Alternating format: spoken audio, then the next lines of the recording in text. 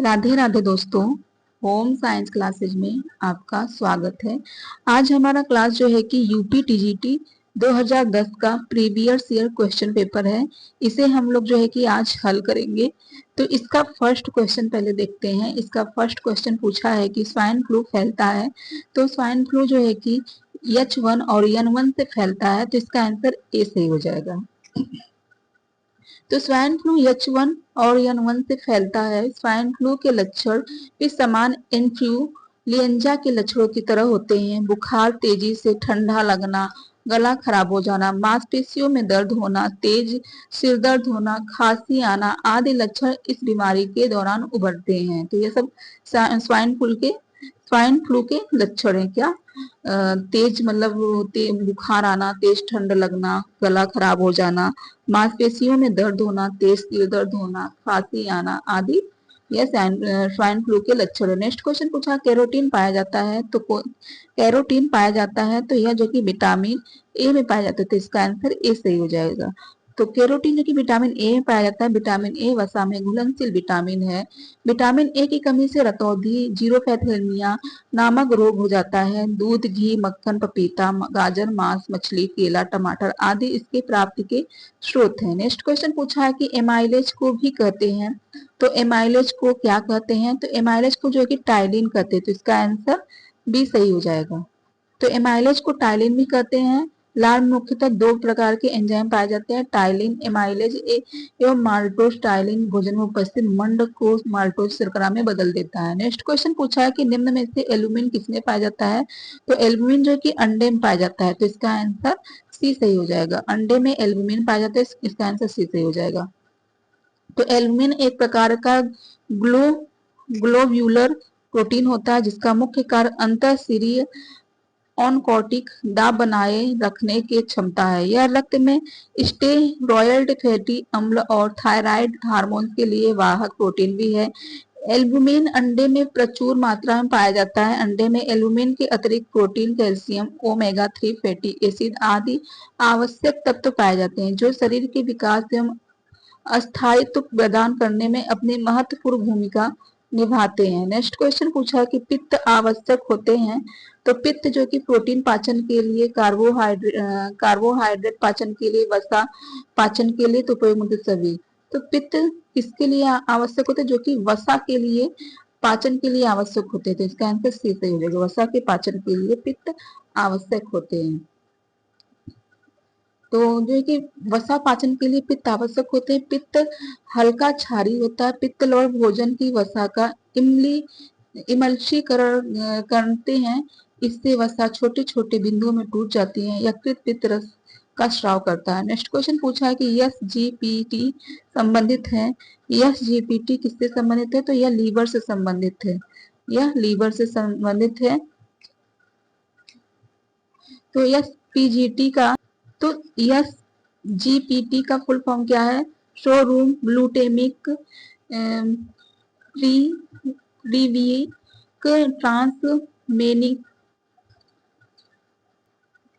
ट्रांसमीनेस का संक्षिप्त रूप है।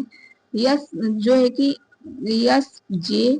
यस जीपीटी एक प्रकार का एंजाइम है। यस जीपीटी क्या है, एक प्रकार का एंजाइम है जो हृदय कोशिका तथा लीवर में पाए जाते हैं। यस जीपीटी का रक्त में श्रावण तभी होता है जब हृदय या लीवर क्षतिग्रस्त हो जाते हैं, जैसे वायरस, हेपेटाइटिस या हार्ट अटैक। जब हृदय अथवा लीवर क्षतिग्रस्त होते हैं तो रक्त का यस जीपीटी स्तर अचानक बढ़ जाता है तथा लीवर या हृदय संबंधी रोगों की पाचन के लिए या यस जीपीटी स्तर माप कर रोगों को पता लगा लिया जाता है। तो नेक्स्ट क्वेश्चन देखते हैं। पूछा है कि सोलर कुकर के डिब्बों में काला रंग होने से उसमें अवशोषक क्षमता में कमी होती है, अवशोषक क्षमता में वृद्धि होती है, तो यह सही है। अवशोषक क्षमता में जो कि वृद्धि होती है, तो इसका आंसर भी सही हो जाएगा। तो सोलर कुकर के डिब्बों में काला रंग होने से उसमें अवशोषक क्षमता में वृद्धि होती है। सोलर कुकर ऐसी युक्ति है जो सूरज के प्रकाश एवं सूर्य की ऊर्जा से भोजन पकाता है। काला रंग सूर्य की किरणों को अवशोषित करता है। नेक्स्ट क्वेश्चन पूछा है कि मुंडेल ने कार्य सरलीकरण को 3 परिवर्तन के वर्गों में विभाजित किया, जिसमें पहला परिवर्तन है उत्पादन में परिवर्तन, कार्य संग्रहीकरण उपकरण में परिवर्तन, हाथ और शरीर की गतियों में परिवर्तन, उपयोग में से कोई नहीं। तो मुंडेल में कार्य सरलीकरण के 3 परिवर्तनों के वर्गों में से विभाजन किया गया, जिसमें पहला परिवर्तन जो है कि हाथ और शरीर की गति में परिवर्तन है। तो इसका आंसर सी सही हो जाएगा। नेक्स्ट क्वेश्चन पूछा है क्रेपिंग है, तो क्रेपिंग क्या है? तो क्रेपिंग एक तरह का जो कि परिसज्जा है। तो क्रेपिंग एक प्रकार का परिसज्जा है, तो इसका आंसर बी सही हो जाएगा। तो क्रेपिंग एक उपयोगी वस्त्र परिसज्जा है। यह परिसज्जा 2 विधियों से की जाती है, एक यांत्रिक विधि, रासायनिक विधि। यांत्रिक विधि द्वारा क्रेपिंग की परिसज्जा एक मशीन द्वारा की जाती है। आहार में विटामिन ए की कमी से रोग होता है, तो आहार में विटामिन ए की कमी से कौन सा रोग होता है? रतौंधी, केराटोमेलेसिया, जीरोपैथेलमिया, इनमें से सभी। तो आहार में विटामिन ए की कमी से रोग जो है कि इनमें से सभी हो जाएगा, यह सभी रोग हो जाएगा। रतौंधी, केराटोमेलेसिया और जीरोपैथेलमिया भी होता है। नेक्स्ट क्वेश्चन पूछा है किसी आर्किटेक्ट के द्वारा बनाया गया बिल्डिंग मैप कहलाता है। किसी आर्किटेक्ट के द्वारा बनाया गया बिल्डिंग मैप कहलाता क्या है? संरचनात्मक डिजाइन, सूक्ष्म डिजाइन, रचनात्मक डिजाइन, ज्यामितीय डिजाइन। किसी आर्किटेक्ट के द्वारा बनाया गया बिल्डिंग मैप क्या कहलाता है? तो यह जो है कि ज्यामितीय डिजाइन कहलाता है। कौन सा डिजाइन कहलाता है? ज्यामितीय डिजाइन कहलाता है। तो इसका आंसर जो है कि डी सही हो जाएगा। तो किसी आर्किटेक्ट के द्वारा बनाया गया बिल्डिंग मैप ज्यामितीय डिजाइन कहलाता है। ज्यामितीय डिजाइन वे नमूने होते हैं जिन्हें बनाने के लिए विभिन्न प्रकार के पैमाने का सहारा लेना पड़ता है। सूक्ष्म डिजाइन केवल सजावट के उद्देश्य से बनाए जाते हैं। सूक्ष्म डिजाइन किसके उद्देश्य से बनाए जाते हैं? केवल सजावट के उद्देश्य से बनाए जाते हैं। नेक्स्ट क्वेश्चन पूछा है कि थायराइड ग्रंथि में थायरॉक्सिन अधिक स्रावित होते हैं होने पर क्या होता है? थायराइड ग्रंथि में थायराइड ग्रंथि से थायरॉक्सिन अधिक स्रावित होने पर जो है कि अधिक स्रावित होने पर बीएमआर जो है कि कम हो जाता है। तो इसका आंसर बी से है, बीएमआर कम हो जाता है। तो नेक्स्ट क्वेश्चन पूछा है कि निकोटिनिक एसिड की कमी होने वाला रोग है। निकोटिनिक एसिड की कमी होने वाला रोग कौन सा है? स्कारविक, बेरी पेलेग्रा। तो निकोटिनिक एसिड की कमी से होने वाला रोग जो है कि पेलेग्रा है। तो इसका आंसर सी सही हो जाएगा। निकोटिनिक एसिड की कमी से होने वाला रोग पेलेग्रा है। इस रोग में त्वचा और जीभ पर दाने तथा पपड़ी पड़ जाती है, पाचन क्षमता क्षीण हो जाती है, अतिसार रोग हो जाता है, तंत्रिका तंत्र प्रभावित होता है। नेक्स्ट क्वेश्चन पूछा है कि गेहूं में पाया जाता है। तो गेहूं में क्या पाया जाता है? तो गेहूं में ग्लूटीन पाया जाता है। तो इसका आंसर सी सही हो जाएगा। तो गेहूं एक प्रकार का प्रोटीन है जो गेहूं में जो राई एवं ट्रिटिकेल आदि में प्रचुर मात्रा में पाया जाता है। यह अनाज के दानों में एंडोस्पर्म में स्टार्च के साथ उपस्थित होता है। इसी प्रोटीन की उपस्थिति के कारण आटा गूंथने पर वह बंध जाता है। हालांकि यह स्वास्थ्य के लिए कई प्रकार की समस्या जैसे गैस, अफरा, माइग्रेन को जन्म देता है, फिर भी यह भोजन का प्रमुख स्रोत है। नेक्स्ट क्वेश्चन पूछा है कि अंडे से कीड़ा बनने तक की अवस्थाओं को कौन सा क्रम सही है? तो अंडाल, लार्वा, प्यूपा, कीड़ा ऐसे होगा। तो इसका आंसर देखते हैं कौन सा है। तो अंडा, लार्वा, प्यूपा, कीड़ा। तो इसका आंसर जो है कि हो जाएगा डी सही हो जाएगा। नेक्स्ट क्वेश्चन पूछा है कि ऑस्टियोपोरोसिस नामक बीमारी निम्न में से किसकी कमी से होता है? तो ऑस्टियोपोरोसिस विटामिन जो बीमारी जो कि विटामिन ए की कमी से, विटामिन बी की कमी से या विटामिन डी की कमी से होता है। तो यह जो है कि विटामिन डी की कमी से होता है ऑस्टियोपोरोसिस। तो विटामिन सी की कमी से होता है। इसका आंसर सी सही हो जाएगा। विटामिन डी की कमी से ऑस्टियोपोरोसिस नामक बीमारी होती है। विटामिन डी वसा में विलय विटामिन है तथा कई विटामिनों का समूह है। यह अस्थियों को मजबूत बनाए रखने के लिए बहुत महत्वपूर्ण, बच्चों में इसकी कमी से रिकेटस नामक रोग हो जाता है। नेक्स्ट क्वेश्चन पूछा है कि आयरन, फोलिक एसिड व विटामिन बी 12 की कमी से होता है। आयरन, फोलिक एसिड व विटामिन बी 12 की कमी से होता है तो क्या होता है? एनीमिया होता है। तो इसका आंसर डी सही हो जाएगा। आयरन, फोलिक एसिड एवं विटामिन बी 12 की कमी से अनीमिया नामक रोग होता है। इस रोग में शरीर में खून की कमी हो जाती है, जबकि विटामिन सी की कमी से स्कर्विक रोग, विटामिन बी की कमी से बेरी बेरी रोग तथा विटामिन बी 3 की कमी से पेलेग्रा नामक रोग होता है। नेक्स्ट क्वेश्चन पूछा कि सामान्यतया शरीर का तापक्रम होता है। सामान्यतया शरीर का तापक्रम कितना होता है? तो सामान्यतया जो कि इसमें शरीर का तापक्रम सही नहीं दिया है, तो 58.6 रहेगा, 60 हो जाएगा, तो इतना रहेगा, फ़ारेनहाइट होगा। तो इसमें इसका आंसर कोई नहीं दिया गया है, सही नहीं है, तो इसमें से कोई नहीं होगा इसका आंसर। तो सामान्यतः एक स्वस्थ व्यक्ति के शरीर का तापक्रम 98.6 डिग्री फ़ारेनहाइट होता है। तो उच्च ताप शरीर की वह स्थिति है जब शरीर का तापक्रम औसत कालिक तापक्रम 98.6 डिग्री फ़ारेनहाइट से अधिक हो जाता है। ज्वर स्वतः ही कोई रोग नहीं या बीमारी का लक्षण मात्र है। नेक्स्ट क्वेश्चन पूछा है कि वह निर्णय जो परिवार का एक सदस्य लेता है जिससे सिर्फ निर्णय लेने वाला व्यक्ति ही प्रभावित होता है। वह निर्णय जो परिवार का एक सदस्य लेता है जिससे सिर्फ निर्णय लेने वाला व्यक्ति ही प्रभावित होता है। तो नैतिक निर्णय, संगठनात्मक निर्णय, आपातकालीन निर्णय, व्यक्तिगत निर्णय। वह निर्णय जो परिवार का एक सदस्य लेता है उससे सिर्फ निर्णय लेने वाला व्यक्ति ही प्रभावित होता है। तो यह व्यक्तिगत निर्णय, केवल एक व्यक्ति प्रभावित हो रहा है, तो यह व्यक्तिगत निर्णय है। तो इसका आंसर डी सही हो जाएगा। नेक्स्ट क्वेश्चन पूछा है कि सिरका किसका जलीय विलयन है? सिरका किसका जलीय विलयन है? तो ऑक्सीजन अम्ल का, नींबू अम्ल का या एसिटिक अम्ल? तो यह जो कि एसिटिक अम्ल का है, तो इसका आंसर सी सही हो जाएगा, एसिटिक अम्ल का। सिरका एसिटिक अम्ल का जलीय विलय है। एसिटिक अम्ल इसे एंथेनोइक अम्ल के नाम से भी जाना जाता है। एक कार्बनिक अम्ल है जिसकी वजह से सिरका में खट्टा स्वाद और तीखी खुशबू आती है। नेक्स्ट क्वेश्चन पूछा है कि एक व्यक्ति के लिए सबसे असुरक्षित चेक होता है, तो यह जो है कि वाहक चेक होता है। तो इसका आंसर सी सही हो जाएगा, वाहक चेक होता है। तो वाहक चेक सबसे असुरक्षित चेक की श्रेणी में आता है। ऐसा इसलिए क्योंकि यह चेक जिसके पास होता है वही इस चेक का भुगतान खिड़की से प्राप्त कर सकता है। इसके अतिरिक्त रेखांकित चेक सुरक्षित चेकों की श्रेणी में आता है।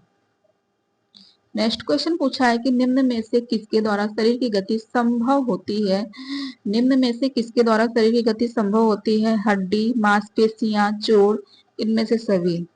तो निम्न में से किसके द्वारा शरीर की गति संभव होती है? तो मांसपेशियां है या हड्डी? तो इनमें से इसका आंसर जो है कि हो जाएगा मांसपेशियां के द्वारा जो कि शरीर की गति संभव होती है, और सहारा जो कि हड्डियां देता है। तो मांसपेशियों द्वारा शरीर की गति संभव होती है। शरीर के विभिन्न मांसपेशियां अस्थियों से जुड़ी रहती है। अस्थियां स्वतः गति नहीं करती, अस्थियां पेशियों की सहायता से लीवर की तरह कार्य करती हैं। मांसपेशियां मुख्य रूप से शरीर में त्वचा तथा अस्थियों के मध्य स्थित होते हैं। नेक्स्ट क्वेश्चन पूछा है कि एस्बेस्टस के तंतु होते हैं, एस्बेस्टस के तंतु होते हैं, तो यह जो है कि खनिज तंतु होते हैं। तो इसका आंसर प्राकृतिक खनिज तंतु होते हैं, इसका आंसर डी सही हो जाएगा। तो एस्बेस्टस के तंतु खनिज तंतु होते हैं। ये तंतु ताप के कुचालक होते हैं, अतः इनसे अग्निरोधक वस्त्र तैयार किए जाते हैं। एस्बेस्टस के तंतु बारीक, कोमल, लंबे तथा उज्जवल होते हैं। इन तंतुओं पर ना तो किसी अम्ल का प्रतिकूल प्रभाव पड़ता है और ना इन पर जंग ही लगता है। नेक्स्ट क्वेश्चन पूछा है कि 3 दीवार वाले रसोई घर को कहते हैं। तो 3 दीवार वाले रसोई घर को जो है कि यू आकार का रसोई घर कहते हैं। तो यू आकार का, जैसा कि एक दीवार है और ये वाला 3 दीवार होगा, तो यू आकार के रसोई घर को 3 दीवार वाले रसोई घर कहते हैं। तो इसका आंसर डी सही हो जाएगा। 3 दीवार वाला कोई। तो नेक्स्ट क्वेश्चन है कि पूछा है कि खेल कूद के मैदान का पार्क है, तो खेल कूद के मैदान का पार्क है क्या? भौतिक सुविधा, व्यक्तिगत सुविधा, सार्वजनिक सुविधा। तो सार्वजनिक सुविधा है, तो इसका आंसर सी सही हो जाएगा। नेक्स्ट क्वेश्चन पूछा है कि निम्नांकित जोड़ों में से किसका सुमेल नहीं है? निम्नांकित जोड़ों में से किसका सुमेल नहीं है? फेफड़े निमोनिया, और ये तो सुमलित है। आंख केरोटोमेलेसिया, ये भी सही है। यकृत पीलिया, हृदय मधुमेह, तो इसका सुमलित नहीं है। यकृत पीलिया है, डी गलत है। डी, इसका आंसर डी सही हो गया, सुमलित नहीं है।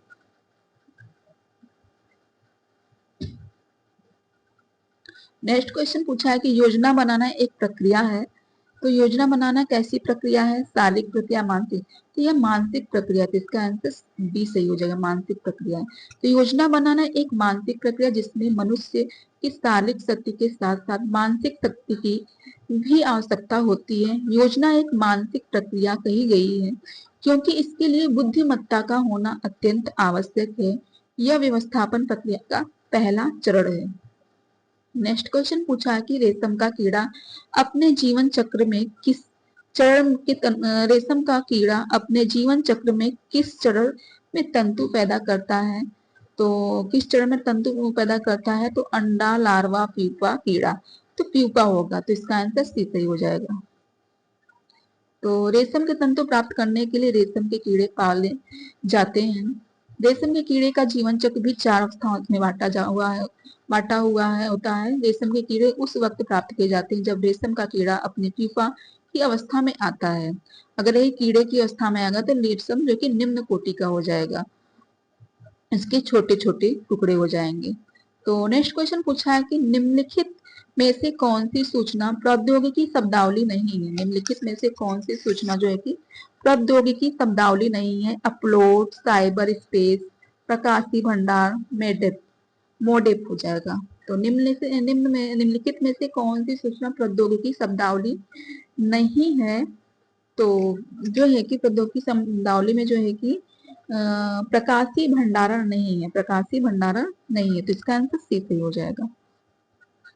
नेक्स्ट क्वेश्चन पूछा है कि व्यक्तियों को कर राहत के दृष्टिकोण से निम्न में से कौन सा अन्य से भिन्न है? व्यक्तियों को कर राहत दृष्टिकोण से निम्न में से कौन अन्य से भिन्न है? राष्ट्रीय बचत पत्र, सार्वजनिक भविष्य निधि, इंदिरा विकास पत्र, इनमें से सभी।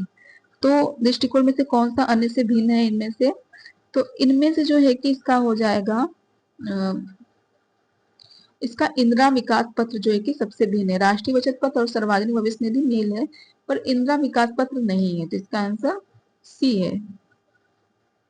नेक्स्ट क्वेश्चन पूछा निम्न में से जापानी पुष्प सज्जा कौन सी है? तो इकेबाना, मोरीबाना दोनों है, तो इसका आंसर सी सही हो जाएगा। तो इकेबाना तथा मोरीबाना जापानी पुष्प सज्जा की शैली है। इकेबाना का भाषाशाब्दिक अर्थ है जीवित फूल। वहां फूल और पौधे समुचित जीवित माने जाते हैं तथा प्रतीकों के रूप में प्रयोग किए जाते हैं। मोरीबाना में चौड़े उथले पात्रों का उपयोग पुष्प सज्जा हेतु किया जाता है तथा सज्जा स्वतंत्र रहती है। इन पुष्प व्यवस्थाओं में फूलों की गिनती, आकार, रंग तथा संतुलन आदि के माध्यम से कुछ विशिष्ट भागों एवं प्रतीकों का दर्शाया जाता है। नेक्स्ट क्वेश्चन पूछा है कि निषेचन की क्रिया कहाँ से होती है? तो निषेचन की क्रिया कहाँ से होती है? तो निषेचन की क्रिया जो है कि अंडवाहिनी से होती है, अंडवाहिनी से होती है, तो इसका आंसर बी सही हो जाएगा। निषेचन की क्रिया अंडवाहिनी से होती है। ये एक जोड़ी होती है। प्रत्येक अंडवाहिनी का ऊपरी भाग झालरदार कीपनुमा होता है। यह भाग अंडाशय से सटा होता है। अंडाशय में मुक्त अंडाणु झालरदार कीप द्वारा अंडवाहिनी में पहुंचता है। नेक्स्ट क्वेश्चन पूछा है कि दो या दो से अधिक व्यक्ति के बीच विचारों की, अनुभूतियों और ज्ञान का आदान प्रदान कहलाता है, तो यह जन संचार कहलाता है। क्या कहलाता है? दो या दो से अधिक व्यक्तियों के बीच विचारों का, अनुभूतियों और ज्ञान का आदान प्रदान कहलाता है। तो ज्ञान का आदान प्रदान कहलाता है, तो यह संचार कहलाता है। इसका आंसर डी सही हो जाएगा, संचार। जब दो या दो से अधिक व्यक्ति आपस में कुछ सार्थक चिन्हों, संकेतों या प्रतीकों के माध्यम से विचारों या भावनाओं का आदान प्रदान करते हैं तो इस प्रक्रिया को संचार कहा जाता है। हमारे पास कम्युनिकेशन के सबसे प्रबल माध्यमों में हमारी आवाज व हमारी भाषा है और इसके वाहक के रूप में पत्र, टेलीफोन, फैक्स, टेलीग्राफ, मोबाइल तथा इंटरनेट है। संचार का प्रमुख उद्देश्य डाटा व सूचनाओं का आदान प्रदान करना है। किसी संचार प्रक्रिया में 5 प्रमुख घटक होते हैं जो इस प्रकार है: संदेश प्रेषक, माध्यम, प्राप्तकर्ता, प्रोटोकॉल। संदेश प्रेषक, माध्यम, प्राप्तकर्ता, प्रोटोकॉल है। नेक्स्ट क्वेश्चन पूछा है कशेरु रज्जु में से कितनी जोड़ियां तंत्रिका निकलती हैं? कशेरु रज्जु में कितनी जोड़ियां तंत्रिका निकलती हैं? तो कशेरु रज्जु में से जो है कि 33 जोड़ियां निकलती है, 33 जोड़ियां तंत्रिका निकलती है, तो इसका आंसर सी सही हो जाएगा। कशेरु रज्जु में से 33 जोड़ियां तंत्रिका निकलती हैं। मानव शरीर में मेरुदंड का विशेष महत्व है। इसे कशेरुदंड अथवा रीढ़ की हड्डी भी कहते हैं। यह शरीर के लिए आधार का कार्य करता है। नेक्स्ट क्वेश्चन पूछा है कि प्रतिवर्ती क्रियाओं का नियंत्रण केंद्र कहाँ होता है? प्रतिवर्ती क्रियाओं का रिफ्लेक्स एक्शन का नियंत्रण केंद्र कहाँ पर होता है? प्रमस्तिष्क में, अनुमस्तिष्क में, कशेरु रज्जु में, तंत्रिका कोशिका में। तो रिफ्लेक्स एक्शन कहाँ पर होता है? कशेरु रज्जु में होता है। कहाँ पर? तो इसका आंसर जो है कि सी सही हो जाएगा, कशेरु रज्जु। तो शरीर में प्रतिवर्ती क्रियाओं का नियंत्रण कशेरु रज्जु स्पेनल कॉर्ड द्वारा होता है। इसमें हम उद्दीपनों को ग्रहण करते हैं। स्वभाव के आधार पर प्रतिवर्ती क्रियाएं दो प्रमुख श्रेणियों आवधित, अनुबंधित में बटी हैं। प्रतिवर्ती क्रियाओं के कारण ही हमारा शरीर अचानक घटी घटनाओं पर प्रतिक्रिया देता है। जैसे पैर कांटे पर पड़ते ही हम पैर को पीछे खींच लेते हैं।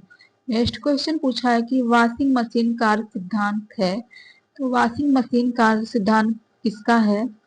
तो वॉशिंग मशीन कार्य सिद्धांत जो है कि अपकेंद्रण है, तो इसका आंसर ये सही होगा।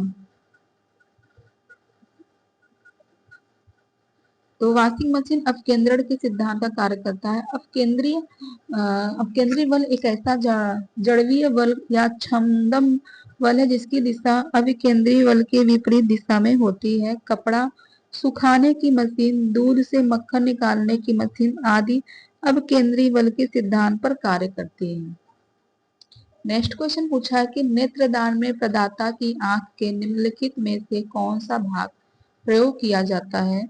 नेत्रदान में प्रदाता के की आंख कौन सी है, मतलब आंख के निम्नलिखित में से प्रयोग किया दान दिया जाता है? तो इसका जो है कि कार्निया हो जाएगा, कार्निया दान में दिया जाता है। तो इसका आंसर जो है कि डी सही हो जाएगा। तो नेक्स्ट क्वेश्चन पूछा है कि निम्नलिखित हार्मोन्स में से किसमें आयोडीन है? निम्नलिखित हार्मोन में से किसमें आयोडीन है? तो थायरोक्सिन में है। इसमें है थायरोक्सिन में है, तो इसका आंसर सी सही हो जाएगा। तो थायरोक्सिन मानव के गले में स्थित थायराइड ग्रंथियों से स्रावित होता है। हमारे रक्त के प्रति 100 मिलीलीटर में लगभग 0.3 ग्राम आयोडीन रहता है। थायराइड ग्रंथि यहीं से आयोडीन ग्रहण कर थायरोक्सिन तथा ट्राई आयोडो थायरोन नामक हार्मोन का संश्लेषण कर उन्हें स्रावित करते हैं। थायरोक्सिन सभी उपापचय क्रियाओं की गति का नियंत्रण करता है, अतः इसे उपापचय नियंत्रण भी कहा जाता है। नेक्स्ट क्वेश्चन पूछा है कि मानव शरीर में उभारों, ढलानों और रेखाओं के अनुकूल आकार देने के लिए पोशाक में प्रयुक्त करते हैं। मानव शरीर में उभारों, ढलानों और रेखाओं के अनुकूल आकार देने के लिए पोशाक में प्रयुक्त करते हैं हेमिंग, पाइपिंग, डार्ट, असम, कच्चे टाके। तो मानव शरीर में उभारों, ढलानों और रेखाओं के अनुकूल आकार देने के लिए पोशाक में प्रयुक्त करते हैं तो डार्ट। तो इसका आंसर सी से होगा, डार्ट। मानव शरीर में उभारों, ढलानों और रेखाओं के अनुकूल आकार देने के लिए पोशाक में डार्ट प्रयुक्त करते हैं। हेमिंग टाके को तुरपन करना भी कहते हैं। असम कच्चा टाका सबसे शीघ्र होने वाला सिलाई का टाका है। नेक्स्ट क्वेश्चन पूछा है कि प्रबंधन प्रक्रिया में मूल्यांकन का कौन सा चरण है। प्रबंधन प्रक्रिया में मूल्यांकन का कौन सा चरण है। प्रथम चरण, द्वितीय चरण, तृतीय चरण, चतुर्थ चरण। तो प्रबंधन प्रक्रिया में मूल्यांकन का जो है कि तृतीय चरण है। कौन सा चरण है? तो यह जो है कि तृतीय चरण है। तो इसका आंसर सी से हो जाएगा, आयोजन नियंत्रण मूल्यांकन होगा। तो आयोजन नियंत्रण मूल्यांकन है इसका। तो नेक्स्ट क्वेश्चन पूछा है कि परिधान में कटे हुए किनारों को मोड़ने के लिए प्रयोग करते हैं। परिधान में कटे हुए किनारों को मोड़ने के लिए प्रयोग करते हैं तो लंबी पट्टी, तिकोनी पट्टी, औरे पट्टी, चौकोर पट्टी। तो जो है कि इसका हो जाएगा औरे पट्टी। तो इसका आंसर सी से हो जाएगा, औरे पट्टी। नेक्स्ट क्वेश्चन पूछा है कि मानव भ्रूण का हृदय कब स्पंदन करने लगता है। मानव भ्रूण का हृदय कब स्पंदन करने लगता है? अपने परिवर्धन के प्रथम सप्ताह में, अपने परिवर्धन के तृतीय सप्ताह में, अपने परिवर्धन के चतुर्थ सप्ताह में, अपने परिवर्धन के सातवें सप्ताह में। तो इसमें से इसका आंसर क्या होगा? तो मानव भ्रूण का हृदय जो है कि अपने परिवर्धन के चतुर्थ सप्ताह में स्पंदन करने लगता है। इसका आंसर सी से होगा, चतुर्थ सप्ताह में। तो मानव भ्रूण का हृदय अपने परिवर्धन के चतुर्थ सप्ताह में स्पंदन करने लगता है। भ्रूण अवस्था की अवधि 2 सप्ताह से 2 माह तक होती है। इस अवस्था के अंत तक भ्रूण की आकृति मानव के शकल की हो जाती है और शरीर के मुख्य अंगों का निर्माण हो जाता है। नेक्स्ट क्वेश्चन पूछा है कि रोगों का अध्ययन किसके अंतर्गत किया जाता है। रोगों का अध्ययन किसके अंतर्गत किया जाता है। Cytology, horticulture, pathology, pomology. रोगों का अध्ययन किसके अध्ययन के लिए किया जाता है? तो ये जो कि पैथोलॉजी होगा, सी। तो रोगों का अध्ययन पैथोलॉजी के अंतर्गत किया जाता है। पोमोलॉजी फलों के अध्ययन से संबंधित है, जबकि फल, फूल व साग सब्जी उगाने, बाग लगाने, पुष्प उत्पादन का अध्ययन हॉर्टिकल्चर के अंतर्गत किया जाता है। साइटोलॉजी कोशिका के अध्ययन से संबंधित है। नेक्स्ट क्वेश्चन पूछा है कि गृह सज्जा में आंतरिक सज्जा है। गृह सज्जा में आंतरिक सज्जा क्या है? रचनात्मक कला, विंध्यात्मक कला, फाइन आर्ट, आंतरिक कला। गृह सज्जा में आंतरिक सज्जा क्या है? तो गृह सज्जा में आंतरिक सज्जा जो कि आंतरिक कला है। इसका आंसर डी सही हो जाएगा। तो गृह सज्जा में आंतरिक सज्जा आंतरिक कला है। आंतरिक सज्जा एक सृजनात्मक कला है जो कि एक साधारण घर की स्थिति बदलकर सही कर सकती है। यह घर में रहने वाले की मूलभूत तथा सांस्कृतिक आवश्यकताओं को एवं घर के उपलब्ध स्थान एवं उपकरणों के मध्य समायोजन करने की कला है। नेक्स्ट क्वेश्चन पूछा है कि हरी पत्तेदार सब्जियों में पाया जाता है। तो हरी पत्तेदार सब्जियों में वसा, प्रोटीन, कार्बोहाइड्रेट क्या पाया जाता है? हरी पत्तेदार और उनमें से कोई नहीं। तो जो है कि हरी पत्तेदार सब्जियों में इनमें से कोई नहीं पाया जाता। जैसे ज्यादातर विटामिन और खनिज पाया जाता है इसमें, तो इनमें से कोई नहीं है। तो देखते हैं, तो हरी पत्तेदार सब्जियों में विटामिन व खनिज लवण पाए जाते हैं। वसा, दूध, पनीर, घी, मांस, बादाम, मूंगफली, नारियल, सरसों, तिल, सूरजमुखी के तेल में पाए जाते हैं। प्रोटीन दाल, सोयाबीन, मटर, दूध, मांस, मछली, अंडे में पाया जाता है। जबकि कार्बोहाइड्रेट चुकंदर, गन्ना, मीठे फल, चावल, आलू, गेहूं, मक्का आदि में पाया जाता है। नेक्स्ट क्वेश्चन पूछा है कि वैक्यूम क्लीनर जिसके द्वारा गृहिणी को कम श्रम व शक्ति लगती है उसका भाग है। वैक्यूम क्लीनर जिसके द्वारा गृहिणी को कम श्रम व शक्ति लगती है उसका भाग क्या है? सेफ्टी वॉल्व, नोजल पंखा, कैबिनेट चिल ट्रे, इनमें से सभी। तो वैक्यूम क्लीनर जिसके द्वारा गृहिणी को कम श्रम व शक्ति लगती है उसका भाग क्या है? तो नोजल पंखा होगा, नोजल पंखा है। इसका आंसर बी सही हो जाएगा। तो नोजल पंखा वैक्यूम क्लीनर का भाग है। वैक्यूम क्लीनर बिजली से चलने वाला सफाई करने वाला उपकरण है। इसके उपयोग द्वारा घर की सफाई करने में गृहिणी को कम श्रम व शक्ति लगानी पड़ती है। कैबिनेट चिल्ड ट्रे, फ्रिज का हाव, सेफ्टी वाल्व, प्रेशर कुकर का भाग है। नेक्स्ट क्वेश्चन पूछा है तो cabinet chilled tray tray fridge का भाग है, कैबिनेट चिल ट्रे फ्रिज का भाग है, और सेफ्टी वाल्व जो है कि प्रेशर कुकर का है। नेक्स्ट क्वेश्चन पूछा कि श्वेत क्रांति संबंधित है, तो श्वेत क्रांति जो कि गेहूं से, फूलों से, दूध से, रंगों से। तो जैसा कि श्वेत है तो दूध से, तो इसका आंसर सी से है, दूध से। भारत में विश्व में दूध का सबसे बड़ा उत्पादन बनाने के लिए उद्देश्य से साल 1970 में ऑपरेशन फ्लड नाम से अभियान चलाया गया था। कौन सा चलाया गया था? ऑपरेशन फंड नाम से अभियान चलाया गया था, जो आगे चलकर श्वेत क्रांति कहलाता है। डॉक्टर वर्गिंग कुरियन कुरियन इसके जनक के रूप में प्रसिद्ध हुए। सन 1970 में राष्ट्रीय डेयरी विकास बोर्ड एनडीडीबी द्वारा शुरू की गई इस योजना ने भारत को विश्व का सबसे बड़ा उत्पादक देश बनाने में महत्वपूर्ण भूमिका निभाई। नेक्स्ट क्वेश्चन पूछा कि प्रांत के अनुसार प्राथमिक रंग होते हैं, तो प्रांत के अनुसार प्राथमिक रंग कौन से हैं? तो प्रांत के अनुसार जो है कि प्राथमिक रंग लाल, पीला, हरा। कौन से हैं? तो इनका हो जाएगा लाल, पीला, नीला होगा। प्रांत के अनुसार प्राथमिक है लाल, पीला, नीला है, तो इसका आंसर बी सही हो जाएगा। नेक्स्ट क्वेश्चन पूछा है कि इंद्रधनुष में रंग होते हैं, तो इंद्रधनुष में रंग कौन से होते हैं? तो इंद्रधनुष में जो है कि VIB, भी बैगनी, Indigo, blue, green, yellow, orange, red, तो यह सभी है, इसका क्रम भी है, तो इसका आंसर सी सही हो जाएगा। तो इन धनुष में 7 रंग होते हैं। ये रंग जो कि ब्लू है, इंडिगो है जिसे जामुनी, ब्लू नीला, ग्रीन, येलो, ऑरेंज, रेड होते हैं।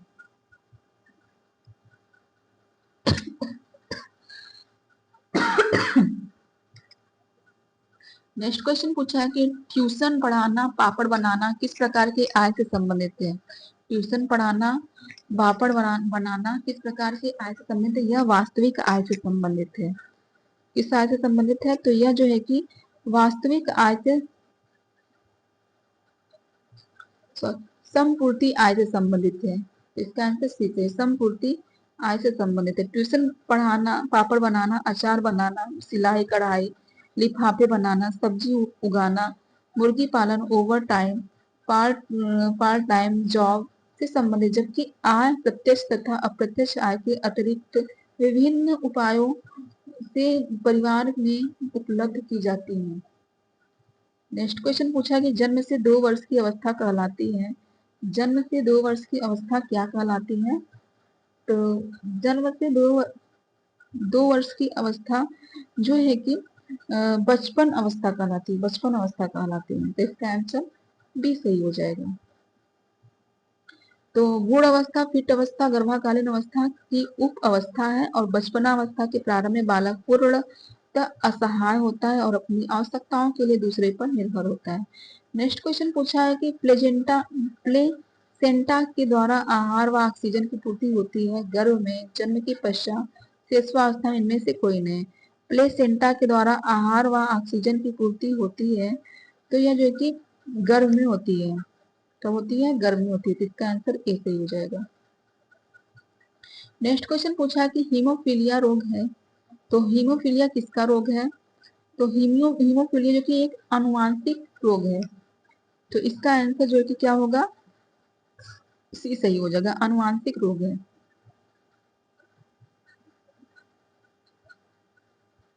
हीमोफीलिया एक अनुवांशिक रोग है। इस रोग में व्यक्ति में चोट लगने पर आधा घंटा से 24 घंटे सामान्य समय औसत 2 से 25 मिनट तक रक्त का थक्का नहीं बनता है। यह मुख्यतः पुरुषों में होता है। स्त्रियों में रोग तभी होता है जब उसके दोनों गुणसूत्र XX प्रभृत हो। इस रोग की वाहक स्त्रियां हैं। नेक्स्ट क्वेश्चन पूछा, जन्म के तुरंत बाद नवजात शिशु को लगाया जाता है, तो खसरे का टीका, बीबीसी का टीका, MMRT का उपयोग में से सभी। तो जन्म के तुरंत बाद नवजात शिशु को लगाया जाता है, तो BCG का टीका लगाया जाता है, तो इसका आंसर बी सही हो जाएगा। नेक्स्ट क्वेश्चन पूछा कि एड्स का कारण है, तो एड्स का कारक जो कि अमीबा, वायरस, फफूंदी, बैक्टीरिया।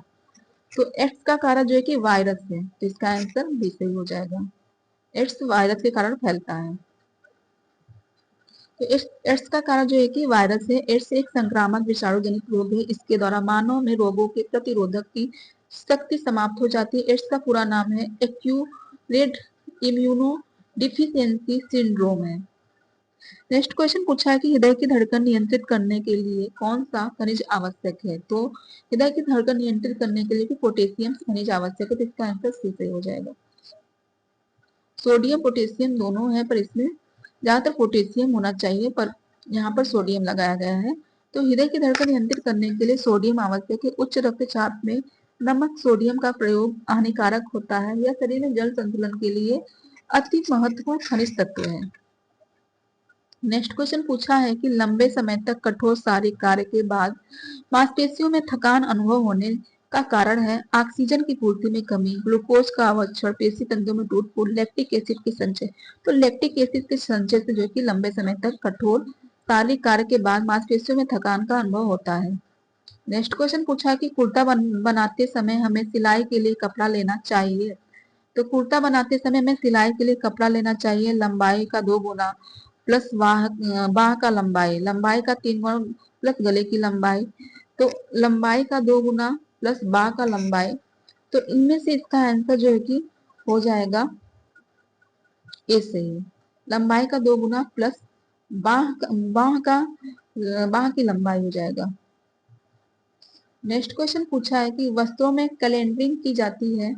वस्त्रों में कैलेंडरिंग की जाती है सिकुड़न दूर करने के लिए, चमक लाने के लिए, उपयुक्त में से दोनों। तो वस्त्रों में कैलेंडरिंग की जाती है तो सिकुड़न दूर करने के लिए, और जो है कि सिकुड़न दूर करने के लिए और जो है कि चमक लाने के लिए, दोनों किया जाता है। तो उपयुक्त में से सभी हो जाएगा। नेक्स्ट क्वेश्चन पूछा है कि मानव के ज्ञान व आवृत्तियां कहलाती हैं। मानव के ज्ञान व आवृत्तियां कहलाती हैं, तो क्या कहलाती हैं। तो मानव के ज्ञान व आवृत्तियां जो है कि मानवीय साधन कहलाती है। तो इसका आंसर बी सही हो जाएगा। नेक्स्ट क्वेश्चन पूछा है कि निर्णय प्रक्रिया का प्रथम सोपान है। तो निर्णय प्रक्रिया का प्रथम सोपान क्या है। तो निर्णय प्रक्रिया का प्रथम सोपान जो है कि निर्णय की जाने वाली समस्याओं की व्याख्या है। तो इसका आंसर बी सही हो जाए, निर्णय की जाने वाली समस्याओं का व्याख्या है। नेक्स्ट क्वेश्चन पूछा है कि निम्न में से कौन सा तने वाला तंतु नहीं है। निम्न में से कौन सा तने वाला तंतु नहीं है। तो लीलन है, जूट है, हेम्प है, कापोक नहीं है, ये बीज वाला है। तो इसका आंसर डी सही हो जाएगा। नेक्स्ट क्वेश्चन पूछा है कि तो कापोक तने वाला तंतु नहीं, कापोक वृक्ष के फल से प्राप्त होता है। कापोक कपास से महीन एवं सूक्ष्म होता है और पर्याप्त चिकना वाला होता है। इसका रंग पीला होता है। यह वस्त्र बनाने के उपयोग में नहीं आता है ज्यादातर। लेथिरिज्म नामक खतरनाक बीमारी होती है तो केसारी दाल से होती है। तो इसका आंसर ए सही हो जाएगा। तो नेक्स्ट क्वेश्चन पूछा है कि कैल्शियम ऑक्जेलेट और प्यूरिन में परिपूर्ण आहार नहीं देना चाहिए। कैल्शियम ऑक्जेलेट और प्यूरिन में परिपूर्ण आहार नहीं देना चाहिए, तो किसमें नहीं देना चाहिए। तो जो है कि ज्यादातर पथरी के रोगियों को नहीं देना चाहिए। कैल्शियम ऑक्जेलेट और प्यूरिन परिपूर्ण आहार जो है कि पथरी के रोगियों को नहीं देना चाहिए। तो इसका आंसर ए सही हो जाएगा। नेक्स्ट क्वेश्चन पूछा है कि सूची 1 का सूची 2 मिलान करना है। तो सूची 1 में जो कि लैक्टिक अम्ल है, तो लैक्टिक अम्ल जो है कि दूध से संबंधित, इसका आंसर इसका दूध में चला जाएगा। तो 1 का तीसरा, तो 1 का तीसरा कुल 4 में, तो इसका आंसर 4 हो जाएगा। फिर एसिटिक अम्ल सिरके से है, और साइट्रिक अम्ल जो है कि नींबू से है, और ब्यूट्रिक अम्ल जो कि दुर्गंध युक्त मक्खन से है। ब्यूटाइरिक अम्ल है। तो नेक्स्ट क्वेश्चन पूछा है पारिवारिक जीवन चक्र का प्रथम सोपान है। पारिवारिक जीवन चक्र का प्रथम सोपान क्या है। प्रारंभिक परिवार है। पारिवारिक जीवन चक्र का प्रथम सोपान जो है कि प्रारंभिक परिवार है। तो इसका आंसर सी से हो जाएगा। प्रारंभिक परिवार पारिवारिक जीवन चक्र का प्रथम सोपान है। यह वह अवस्था है जबकि परिवार में केवल नव विवाहित पति पत्नी होते हैं जो कि विवाह के बाद एक दूसरे को समझने की कोशिश करते हैं, अपने परिवार के जीवन लक्ष्यों का निर्माण करते हैं। इस अवस्था में समय व शक्ति की मांग कम होती है। नेक्स्ट क्वेश्चन पूछा है कि निम्न में से कौन सा कपास का रासायनिक नाम है? निम्न में से कौन सा कपास का रासायनिक नाम है? फाइब्रोइन, केरेटीन, सेलुलोज, पॉलीपर्स हो जाएगा। तो सेलुलोज है इसका रासायनिक नाम। इसका आंसर सी सही हो जाएगा। तो सेलुलोज कपास का रासायनिक नाम है। यह प्रकृति में प्रचुर मात्रा में पाया जाता है। सेलुलोज रुई, लकड़ी, जूट आदि मुख्य अवयव होते हैं। रुई में 90 से 95% सेलुलोज होते हैं। यह अनाजों के कपड़े, आवरण तथा साग भाजी के रेशे में पाए जाते हैं। नेक्स्ट क्वेश्चन पूछा है कि निम्न में से कौन सा मानव निर्मित तंतु है?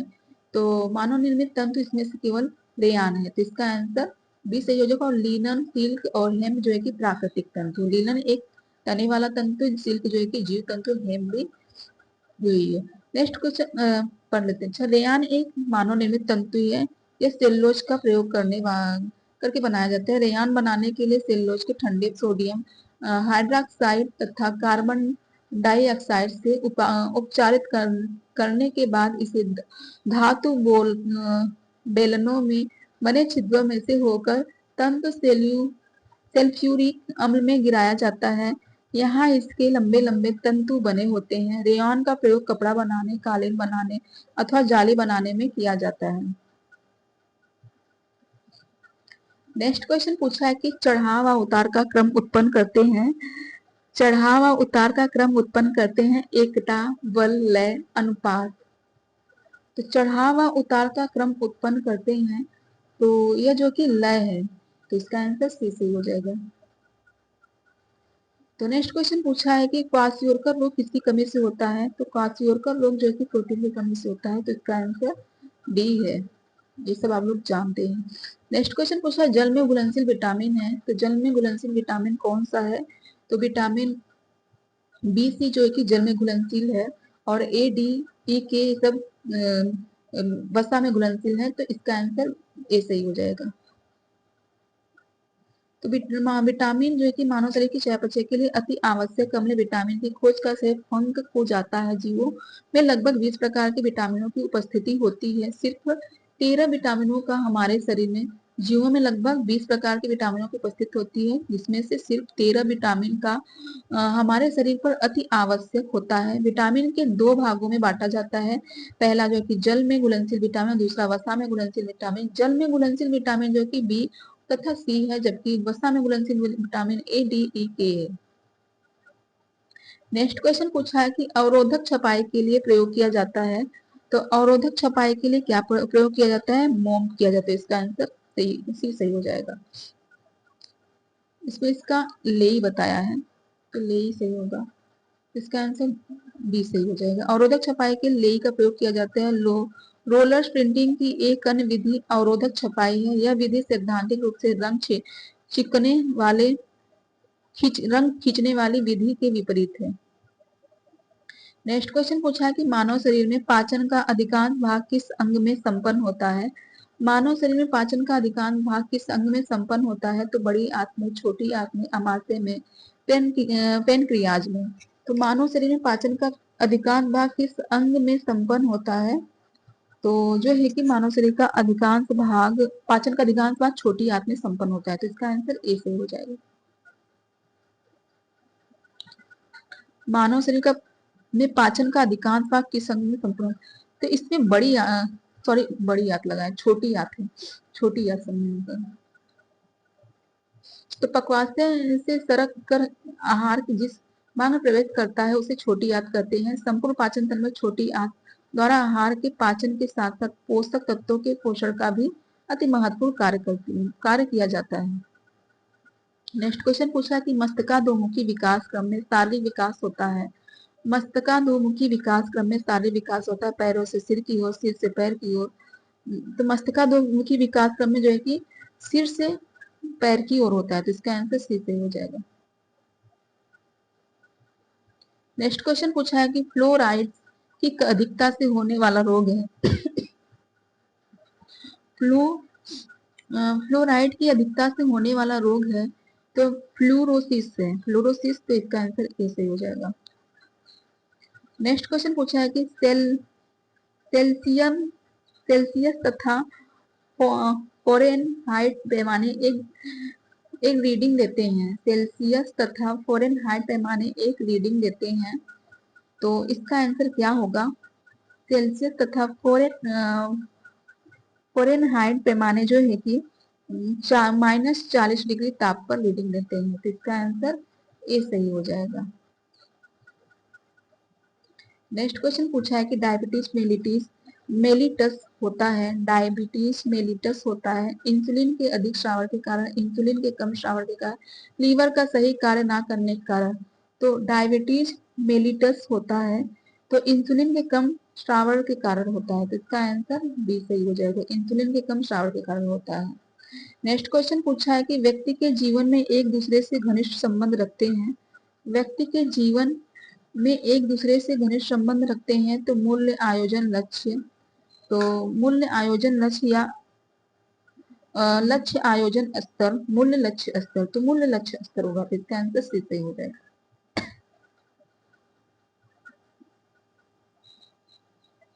तो मूल्य लक्ष्य स्तर व्यक्ति के जीवन में एक दूसरे से घनिष्ठ संबंध रखते हैं।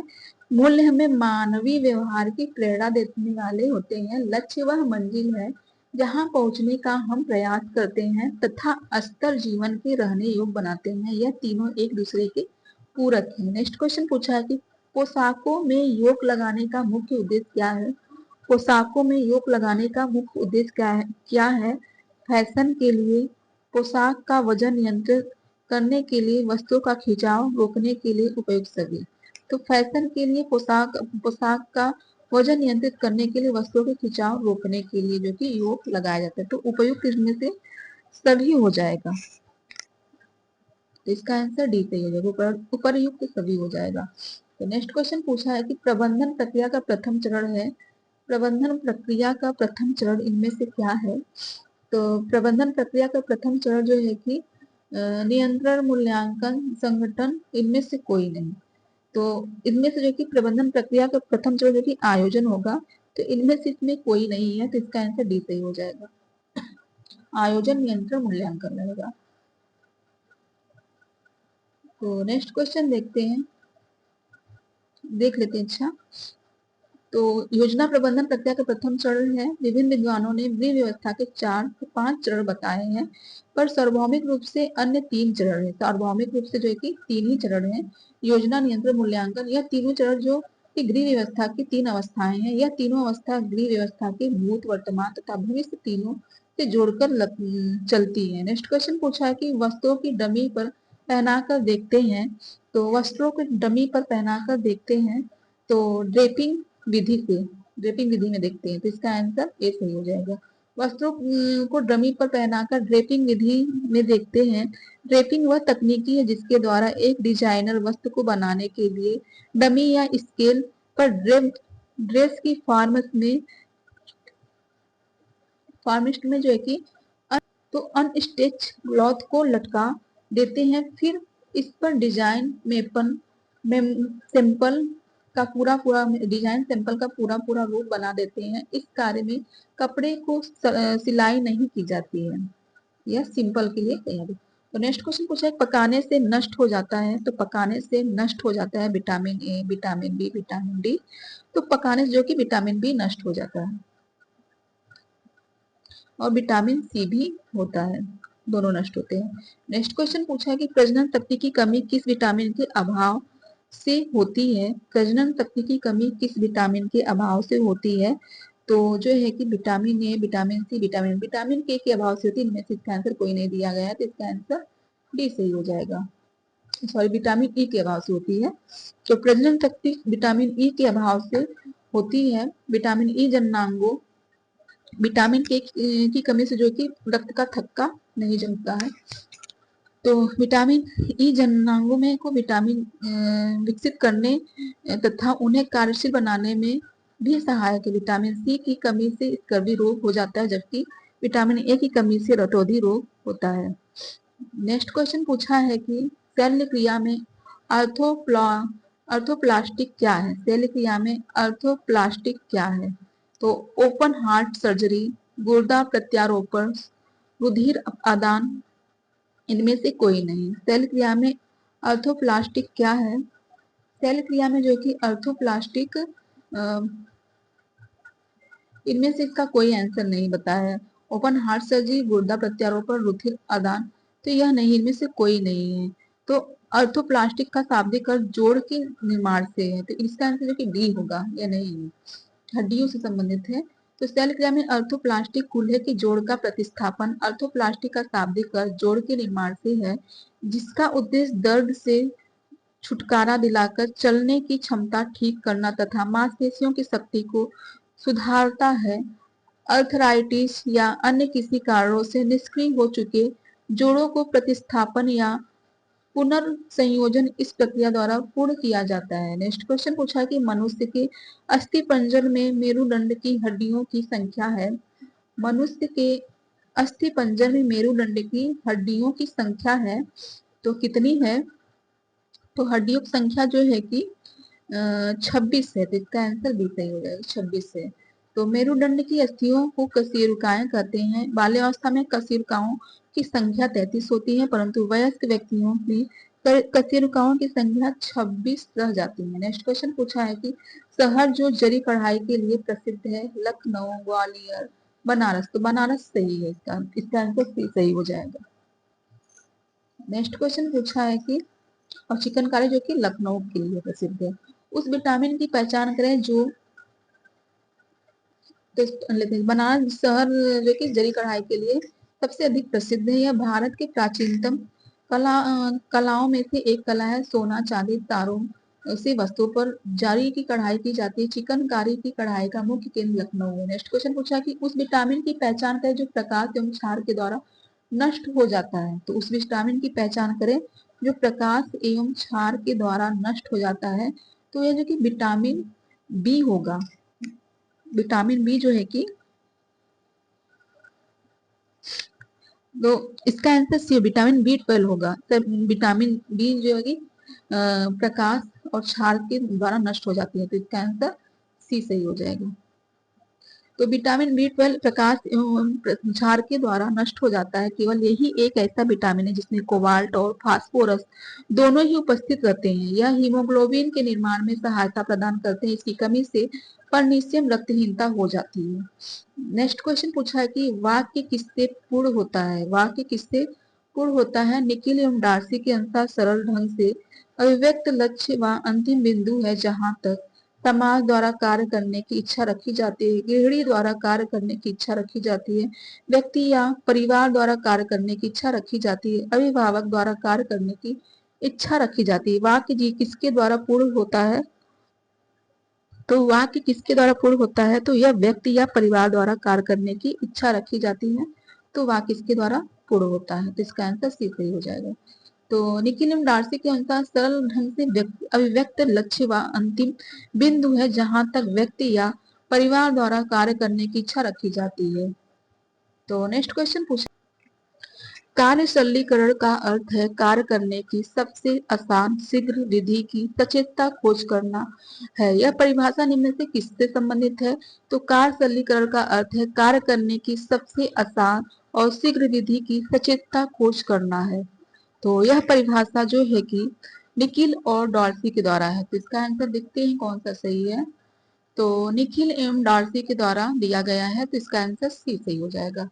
तो कार्य सरलीकरण का अर्थ कार्य करने की सबसे आसान और शीघ्र विधि की सचेतता खोज करना है। कार्य सरलीकरण में निम्नलिखित का योगदान करता है। कार्य करने वाला कार्य करने की स्थितियां। तो नेक्स्ट क्वेश्चन पूछा है कि गृह में सज्जा अभिव्यक्त है। गृह में सज्जा अभिव्यक्त है पति की रुचि का, गृहिणी की रुचि का, समाज की रुचि का, व्यक्ति एवं परिवार की रुचि का, तो इसका आंसर डी सही हो जाए, व्यक्ति एवं परिवार की रुचि का। नेक्स्ट क्वेश्चन पूछा है कि निम्न में से कौन सा पार्ट रेफ्रिजरेटर के ताप को नियंत्रित करता है? तो निम्न में से कौन सा पार्ट जो है कि रेफ्रिजरेटर के पार्ट को नियंत्रित करता है? तो नियामक है, तो नियामक जो कि इसका आंसर डी सही हो जाएगा। नियामक रेफ्रिजरेटर के ताप को नियंत्रित करता है। फ्रिज के अधिकतम तथा न्यूनतम तापक्रम का अंतर प्राय 25 डिग्री फ़ारेनहाइट होता है, जबकि फ्रीजर भाग फर्श बर्फ जमाने, आइसक्रीम जमाने के लिए प्रयुक्त होता है। नेक्स्ट क्वेश्चन पूछा है कि स्वास्थ्य केवल बीमारी बीमारी व्याधि या दुर्बल अवस्था से ही छुटकारा नहीं वरन पूर्ण शारीरिक मानसिक और सामाजिक सुस्थापन की सुव्यवस्था है। किसने परिभाषित किया है? तो स्वास्थ्य केवल बीमारी व्याधि या दुर्बल्यावस्था से ही छुटकारा नहीं वरन पूर्ण शारीरिक मानसिक और सामाजिक सुस्थापन की सुव्यवस्था है। किसने परिभाषित किया? तो किसने परिभाषित किया? तो यह जो है कि विश्व स्वास्थ्य संगठन ने परिभाषित किया। तो इसका आंसर सी सही हो जाए। तो विश्व स्वास्थ्य संगठन ने स्वास्थ्य के अर्थ को इन शब्दों में स्पष्ट किया कि स्वास्थ्य केवल बीमारी व्याधि या दुर्बल्यावस्था से ही छुटकारा नहीं वरन पूर्ण शारीरिक मानसिक और सामाजिक सुस्थापन ही सुस्वास्थ्य है। मानव जीवन में स्वास्थ्य का स्थान सर्वोपरि है। नेक्स्ट क्वेश्चन पूछा है कि त्रिकोणीय पट्टियों को प्राथमिक चिकित्सा और गल पट्टी के लिए घर में रखना अत्यधिक महत्वपूर्ण है। यह लीनन के चौड़े वर्गाकार टुकड़े को मध्य से कड़ पर काटकर बना ली जाती है। जिसकी माप होती है। तो त्रिकोणीय पट्टी को प्राथमिक चिकित्सा और गल पट्टी के लिए घर में रखना अत्यधिक महत्वपूर्ण है। यह लीलन के चौड़े वर्गाकार टुकड़े को मध्य से कड़ पर काटकर बना ली जाती है। जिसकी माप होती है। तो इसकी माप कितनी होती है? तो उसकी माप जो है कि 36 से 40 इंच होती है। तो इसका आंसर सी सही हो जाएगा, 36 से 40 इंच। तो त्रिकोणीय पट्टी को प्राथमिक चिकित्सा और गलपट्टी के लिए घर में रखना अत्यधिक महत्वपूर्ण, वही रिपीट किया है। तो नेक्स्ट क्वेश्चन पूछा है कि बाल मनोविज्ञान वह वैज्ञानिक अध्ययन है जो व्यक्ति के विकास के अध्ययन गर्भकाल के प्रारंभ से किशोरावस्था की प्रारंभिक अवस्था तक करता है। किसने कहा है? तो बाल मनोविज्ञान वह वैज्ञानिक अध्ययन है जो व्यक्ति के विकास के अध्ययन गर्भकाल के प्रारंभ से किशोरावस्था की प्रारंभिक अवस्था तक करता है। तो यह किसने कहा है? तो यह जो कि क्रो ने कहा है। तो बाल मनोविज्ञान वह विज्ञान का अध्ययन जो व्यक्ति के विकास का अध्ययन गर्भकाल के प्रारंभ से किशोरावस्था तक करता है। तो यह क्रो ने कहा है। तो इसका आंसर सी सही हो जाएगा। तो मानव विकास का अध्ययन मनोविज्ञान की जिस शाखा के अंतर्गत किया जाता है उसे बाल मनोविज्ञान कहा जाता है, परंतु अब मनोविज्ञान की यह शाखा बाल विकास कही जाती है। तो नेक्स्ट क्वेश्चन देखते हैं। पूछा है कि किस विधि से पकाया गया भोजन पौष्टिक व सुपाच्य होता है? तो किस विधि से पकाया गया भोजन जो है कि पौष्टिक व सुपाच्य होता है? तो वाष्प द्वारा पकाया गया भोजन पौष्टिक व सुपाच्य होता है। तो नेक्स्ट क्वेश्चन पूछा है कि कौन से सुम्मिलित नहीं है? इनमें से कौन सा सुम्मिलित नहीं है? तो फुलकारी कहाँ का है? तो फुलकारी जो है कि पंजाब का है। तो यह सुम्मिलित है। और मुरी लखनऊ का है। कसूती लखनऊ का नहीं, कसूती कर्नाटक का है। और काथा बंगाल का है। यह दोनों नहीं सुम्मिलित है। तो इसका आंसर देखते हैं क्या सही है। तो इसमें भी केवल डी बताया पर दोनों नहीं सही है। कसूती कर्नाटक का है और काथा बंगाल का है। तो नेक्स्ट क्वेश्चन पूछा है कि बहुपति विवाह बहुपत्नी विवाह समूह विवाह और अनियंत्रित विवाह से सभी प्रकार हैं। बहुपति विवाह बहुपत्नी विवाह समूह विवाह और अनियंत्रित विवाह ये सभी प्रकार हैं। तो यह सभी प्रकार किसके हैं? तो यह सभी प्रकार जो कि बहुविवाह के हैं। तो इसका आंसर सी सही हो जाएगा, बहुविवाह के हैं। बहुपति विवाह बहुपत्नी विवाह समूह विवाह और अनियंत्रित विवाह ये सभी बहुविवाह के प्रकार है। कानून द्वारा बहुविवाह पर रोक लगा दी गई है। हिंदू विवाह नियम के अनुसार कोई भी पुरुष एक पत्नी के जीते जी ना दूसरा विवाह कर सकता है और ना ही कोई स्त्री एक पति के जीते जी दूसरा विवाह कर सकती है। नेक्स्ट क्वेश्चन पूछा है कि निम्नलिखित संगठन वाले रेशो की पहचान कीजिए। 39 से 50% कार्बन तथा 39 से 24% जो है कि ऑक्सीजन और 16% नाइट्रोजन, 7% हाइड्रोजन और 4% सल्फर है। तो यह जो कि ऊन में है। तो इसका आंसर सी सही हो जाएगा, ऊन में है। तो नेक्स्ट क्वेश्चन पूछा है कि काला रंग प्रतीक है। तो काला रंग किसका प्रतीक है? तो काला रंग जो है कि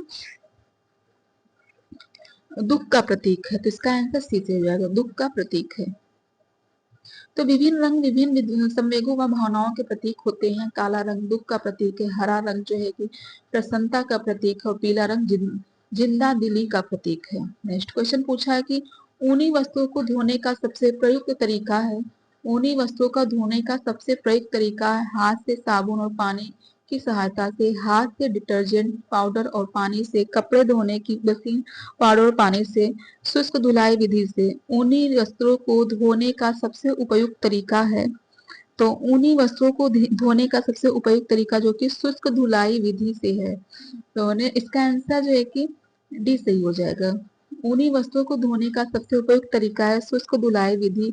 ऊनी वस्त्र रगड़ सहन नहीं कर सकते तथा रगड़ने से कमजोर पड़ जाते हैं। यदि पानी से ऊनी वस्त्रों को धोया जाए तो इसका आकार भी बिगड़ जाता है, इसलिए उत्तम श्रेणी के ऊनी वस्त्रों को शुष्क धुलाई से धोया जाता है। नेक्स्ट क्वेश्चन पूछा है कि गृह विज्ञान विषय उत्तर प्रदेश के हाई स्कूल परीक्षा हेतु निम्नलिखित में से किस वर्ष में अनिवार्य विषय बन गया। तो गृह विज्ञान जो है कि गृह विज्ञान विषय उत्तर प्रदेश में हाई स्कूल परीक्षा हेतु निम्नलिखित में से किस वर्ष में अनिवार्य बन गया था। तो यह जो कि 1960 में बन गया था अनिवार्य, तो इसका आंसर सी सही हो जाएगा। 1960 में अनिवार्य विषय बना, और आगरा में 1968 में गृह विज्ञान संस्थान की स्थापना की गई, जहां स्नातकोत्तर स्तर पर इसकी शिक्षा उपलब्ध है। नेक्स्ट क्वेश्चन पूछा है कि उस मनोवैज्ञानिक को पहचाने जिसने कहा है कि किशोरावस्था की समुचित विशेषता को प्रकट करने वाला एक शब्द है परिवर्तन। यह परिवर्तन शारीरिक, सामाजिक और मनोवैज्ञानिक होता है।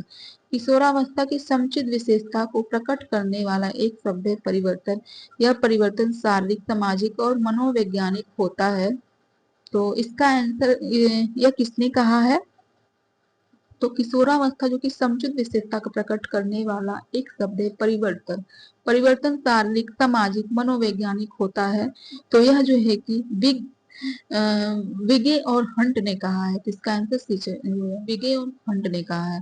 तो नेक्स्ट क्वेश्चन पूछा है शरीर को ऊर्जा ना देने वाला भोजन तत्व है। शरीर को ऊर्जा ना देने वाला भोज्य तत्व है, तो कार्बोहाइड्रेट, प्रोटीन, वसा, यह सभी एक खनिज लवण जो है कि ऊर्जा नहीं देता है, यह शरीर की सुरक्षा करता है, मरम्मत। तो इसका आंसर सी सही हो जाएगा।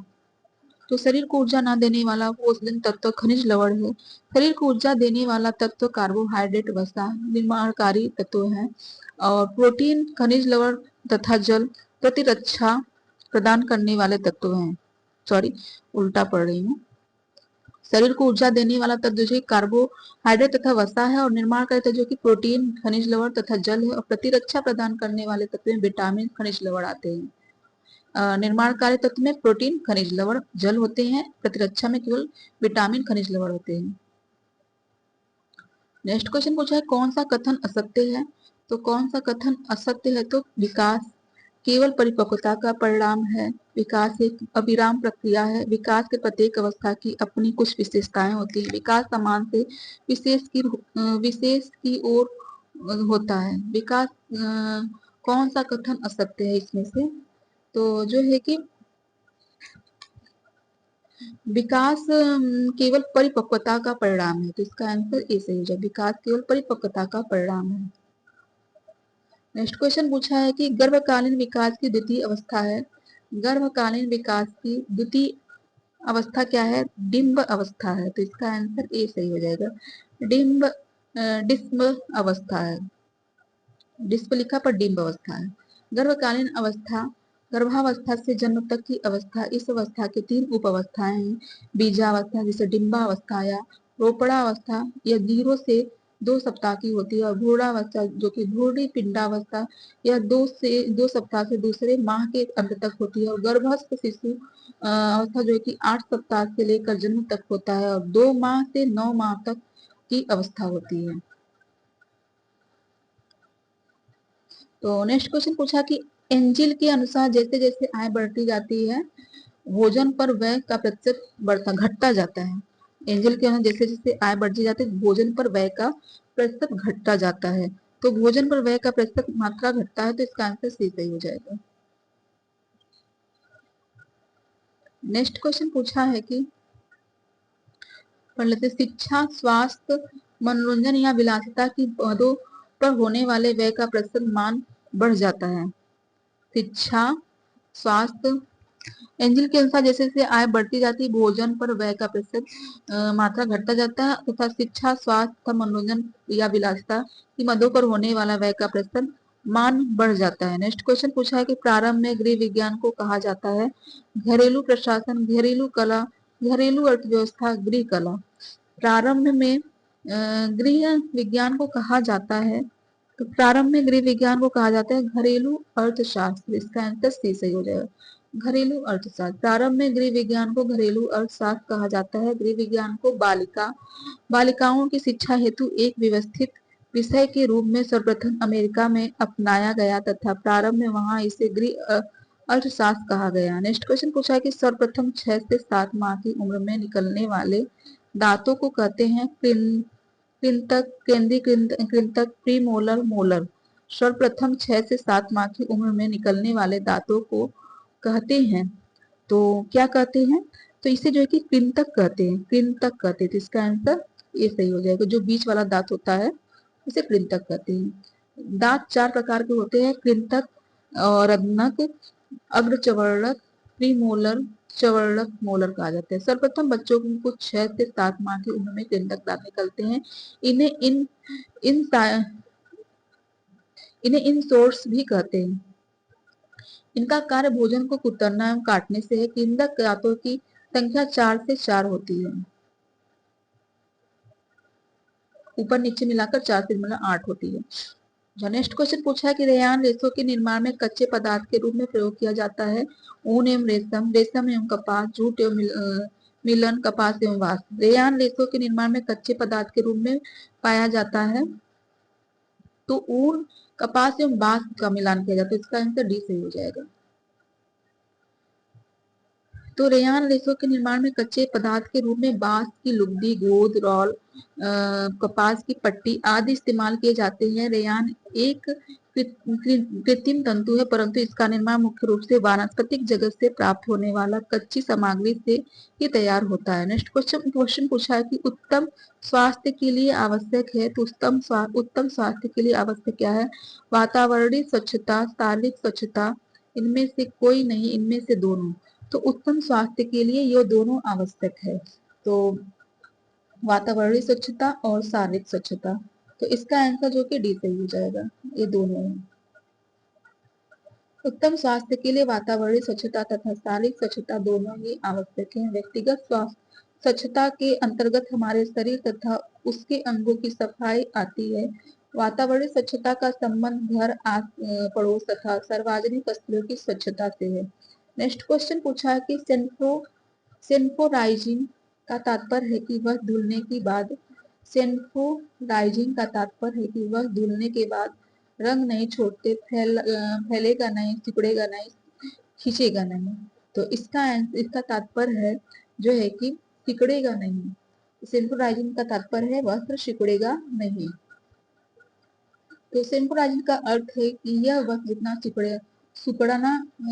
सिकुड़ना था सिकुड़ चुका, अब धुलने के बाद नहीं सिकुड़ेगा। यह एक यांत्रिक परिसज्जा है। जिस वस्तु पर यह परिसज्जा हो चुकी है उसे सेन्फोराइज्ड कहते हैं, सेन्फोराइज्ड कहते हैं। निखिल एवं डार्सी के अनुसार अमानवीय साधन क्या है?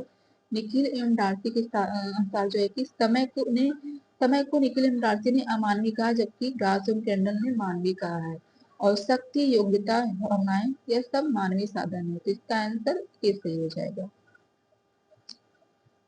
तो नेक्स्ट क्वेश्चन पूछा है कि मर्सराइजिंग परिसज्जा मुख्य रूप से की जाती है, तो मर्सराइजिंग परिसज्जा मुख्य रूप से किस पर की जाती है?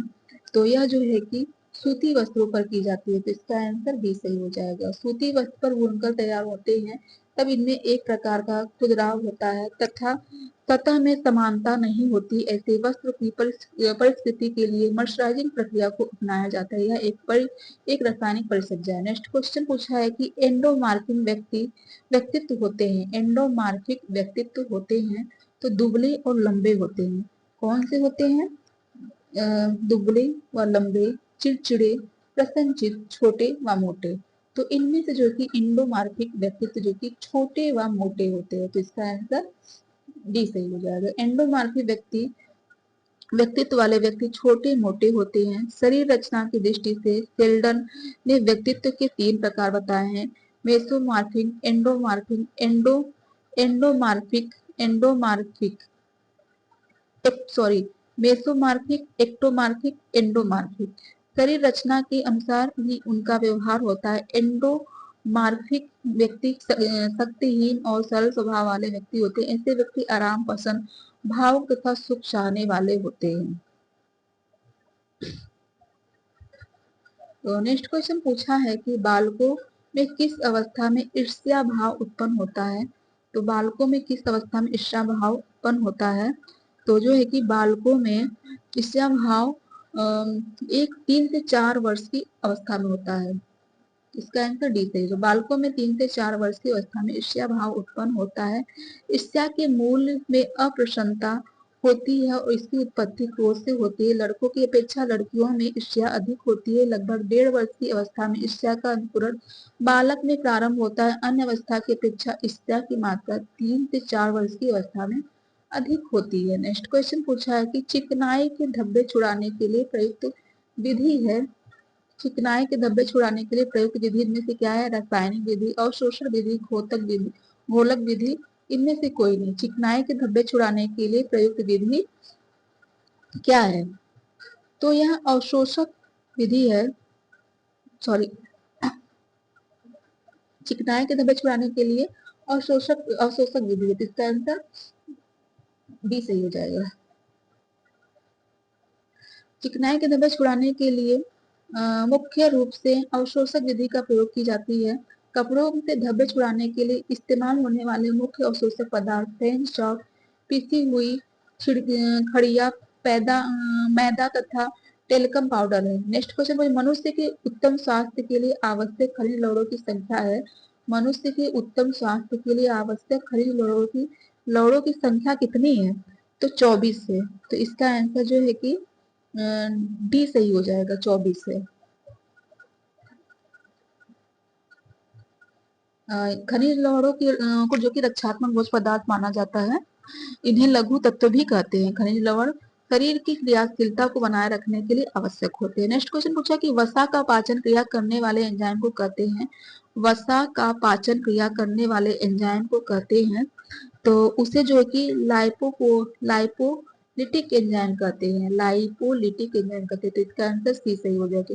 वसा का पाचन क्रिया करने वाले एंजाइम को लाइपोलिटिक एंजाइम कहते हैं। वसा के अणु ग्लिसरॉल तथा वसी अम्ल के संयोग से बनते हैं। वसा अम्ल 2 प्रकार के होते हैं, संतृप्त वसा अम्ल, असंतृप्त वसा अम्ल। नेक्स्ट क्वेश्चन पूछा है कि शिशुओं को पूरक आहार देना प्रारंभ करना चाहिए 3 माह की आयु से, 5 माह की आयु से, 4 माह की आयु से, 6 माह की आयु से। शिशुओं को पूरक आहार देना चाहिए तो 6 माह की आयु से करना चाहिए। तो इसका आंसर डी सही हो जाएगा। वाष्प के दबाव से भोजन बनाना किस विधि के अंतर्गत आता है? वाष्प के दबाव से भोजन बनाना किस विधि के अंतर्गत आता है? तो वाष्प के दबाव से भोजन बनाना जो है कि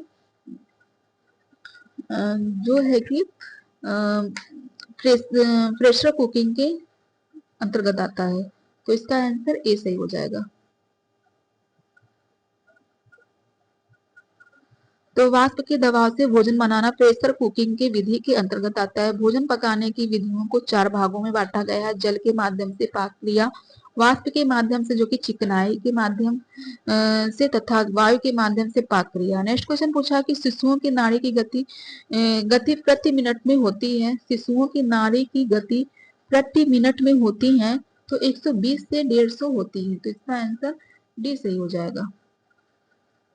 तो शिशुओं की नाड़ी की गति प्रति मिनट 120 से 150 बार होती है। वयस्क व्यक्तियों की नाड़ी की गति केवल 72 बीट्स प्रति मिनट होती है। सोते समय शिशु की नाड़ी की गति जो कि 123.5 बीट्स के प्रति मिनट तथा रोते समय जो कि 218.5 बीट्स प्रति मिनट होती है। नेक्स्ट क्वेश्चन पूछा है कि प्रारंभिक स्वास्थ्य केंद्र की अवधारणाओं को किसने प्रस्तुत किया?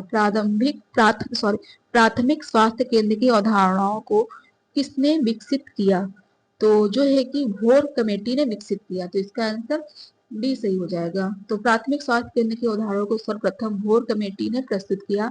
ग्रामीण क्षेत्रों के लिए प्रत्येक विकास खंड ब्लॉक में एक प्राथमिक स्वास्थ्य केंद्र होता है। प्राथमिक स्वास्थ्य केंद्रों का मुख्य अधिकारी प्रभारी चिकित्सा अधिकारी होता है। नेक्स्ट क्वेश्चन पूछा है कि सरसों के तेल में किया जाने वाला पदार्थ है। सरसों के तेल में मिलावट किए जाने वाला पदार्थ इनमें से कौन सा है? तो ये जो कि आरजी मून तेल है, तो इसका आंसर बी सही हो जाएगा। तो सरसों के तेल में मिलावट किए जाने वाला पदार्थ है आजीमोन तेल। सरसों के तेल में रेपसीड तेल मिलाने से इस तेल के प्रयोग करने का पक्षघात या लकवा मार जाता है। इससे सुस्ती, बेचैनी, धड़कन बढ़ने की बीमारी तथा कैंसर तक हो जाता है। नेक्स्ट क्वेश्चन पूछा है कि बुद्धि के एक तत्व सिद्धांत के प्रतिपादक है।